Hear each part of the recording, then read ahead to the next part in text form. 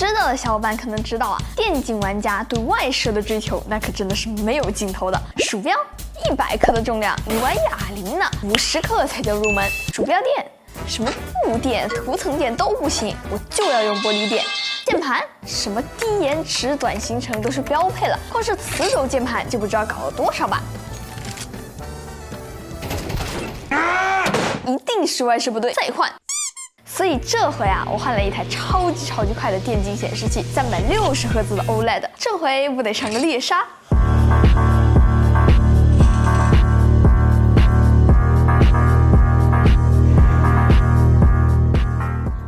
三星的显示设备我可太熟悉了，不过我接触过的那都有点神奇。就比如说这个三星的 S95Z 电视，搭配 PS5简直不要太好用了。还有我背后的这个三星 G95NC， 特别适合玩一些赛车游戏什么的。之前我也用过超长尺寸的 OLED G95SC， 这显示器约等于买一台送一台，好吧？炫酷是够炫酷，但总觉得这个显示器嘛，真的会有电竞选手用这个来打比赛吗？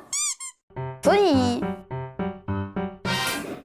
噔噔，我们就得到了这个 G60SD，4-5毫米的厚度，能够拿剪刀剪开也很正常吧。亮银色的外观，有一种苹果跑来做电竞显示器的感觉。哇哦！这个灯环还把灯带藏在了里面，实际看到的光线呢是慢反射出来的。这个外观，小伙伴们能打几分呢？从参数上面来说，这台三星 G60SD 算是个怪物级别的 2K 27寸360赫兹第3代 QD OLED， 尤其是这个360赫兹啊，我之前就买过一台360赫兹的显示器，当时我就是想看看现在顶级的刷新率到底有啥区别。打开我经常玩的派派，结果发现笑死 ，Apex 这游戏4090根本跑不到360帧。不过啊，抛开帧数不谈，在 Apex 里段位一高，就总能遇到一些比广东蟑螂还能跳的神法哥。OLED 的面板几乎能做到零延迟、零拖影，不会有这种动态模糊一样的特效，瞄准跟枪就不容易看花眼了。但在 Apex 之外啊，像什么 CS 啊、无畏契约啥的，说过分点，360赫兹高刷甚至有点刚需，因为这游戏一个大拉出来打死对手，可能就是0.1秒的事情，刷新率越高，你就能比敌人早1-2帧看到对方。这是一个能看到现在职业选手在用的外设的网站，几乎是清一色的360赫兹的天屏。这台三星的 G60SD 360赫兹的刷新率，搭配0.03毫秒延迟的 OLED 面板，这个组合到底有多快呢？大家测显示器不是都爱用这个小飞碟吗？给大家看一下区别。这个是60赫兹的半高 IPS 屏，因为响应速度超过10毫秒，所以屁股已经黑了一片了。这个呢是144赫兹的 IPS 屏，4到5毫秒的响应速度，很多电竞玩家差不多都是这样子的规格。这个拖影已经控制得很好了，但拍出来整体还是有一些模糊。再来一个240赫兹的 Fast IPS 屏，4毫秒加上240赫兹，对比前面已经很不错了。最后看下我的 G60SD， 这飞碟拍出来的就像是竞争一样，太清晰了，拖影什么的完全没有。给大家推荐一个非常强的网站。如果你从一个射击游戏换到另外一个射击游戏的时候呢，会感觉射击的手感完全不一样嘛。那这个时候你就可以试一下这个灵敏度转换器。我这里已经输入好了，像我这个游戏里面用的是这个灵敏度，然后我鼠标的 DPI 还有我显示器的分辨率也一起输入进去，选好你想要转换的游戏，计算出来的结果呢就会显示在这里。设置完之后，两个游戏的灵敏度就是一模一样的了。但我觉得啊，对 G60SD 来说，夸张的刷新率反而不是最吸引我的。我工作室的好多电竞小伙伴都架着双屏，一块工作一块游戏，游戏的色彩烂，工作的刷新率低，明明离得很近，却说白了，哪怕是闲鱼上面几百块钱淘个 IPS 屏，显示效果也能吊打一中天电竞显示器。直接3台摆在一起，给大家看一下区别。这台 G60SD 啊，有一种把电竞玩家桌面上的2台显示器合在一起的感觉，又能日常看电影，还能玩3A 欣赏高画质。它的 DCI-P3 色域有99%，甚至连审片子这种生产力都可以。电竞什么的，只是它全能的一部分罢了。像我这几天在玩龙信的时候，偶尔要晚上出门打怪嘛，这个黑的真的是伸手不见五指啊！好消息是 OLED 的这个黑是纯黑，夜晚的星星都清晰可见。坏消息是太沉静了，这夜晚我打着灯笼出门的时候撞到个大的。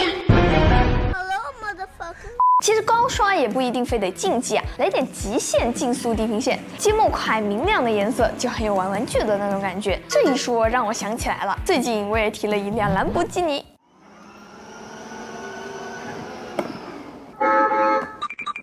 既然是 OLED， 在亮度上面都会有一个问题，因为 ABL 机制的存在，屏幕上白色面积越大，整体也就越暗。但是整个屏幕100%都是白色呢，反而会变得不那么明亮了。玩 CS 的时候，大家应该都会经常被闪光弹给白了吧？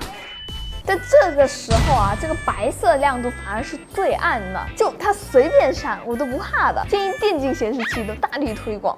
打断一下，盯着这个屏幕看，你有没有发现什么不对劲的地方呢？它的上下左右是不对称的，因为 OLED 屏幕会微微移动画面，免得烧屏。就是这个左右不对称的边框，多少有点彼此强迫症了。不过现在的 OLED 软硬件上面的保护都做得比较仔细，但也不会那么容易烧屏了。像三星的 OLED 电视，甚至还有裁切一部分的 UI 直接躲进屏幕了。这台三星 G60 SD 呢，在这么薄的机身里还塞进了热管散热，实际摸起来边框和摇杆这里确实凉凉的。不过没想到啊，温度最高的地方居然在灯带上。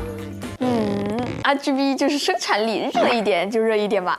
这年头，职业选手的显示器几乎100个人里面99个都是用24寸的。想问一下大家，打游戏的时候会用多大的显示器呢？所以还有一种说法，24寸是电竞显示器的黄金尺寸。但要我说呀，同样一个24寸显示器，职业选手们有这种等于10几寸小屏的护眼用法，还有这种等于50寸大屏的吃屏幕型用法。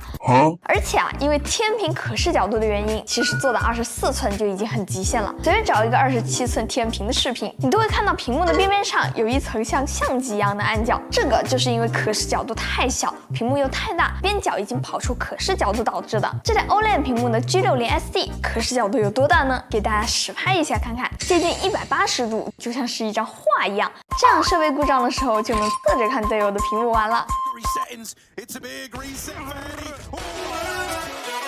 整体而言啊，对于这种高刷新率的显示器，以前的产品我都会犹豫半天。毕竟你想想啊，能用上360赫兹刷新率的游戏和应用，我感觉用一个手都能数得过来。在上分之外，这种产品真的很难照顾到日常生活。但这回的三星 G60 SD 既有超快的电竞参数，玩3A 大作，看看电影什么的，它也完全没有问题。6999的价格比市面上很多极限参数的显示器，居然性价比还不错。当然，如果不着急上分的话，等一等再入手也是完全可以的。期待三星以后也能做出更多酷炫的产品。OK， 那么这期视频到这里就结束了。如果这期视频对你有所帮助的话，记得给我点赞、3连关注哦，这对我来说非常重要。那么我是千里，咱们下期再见吧，拜拜。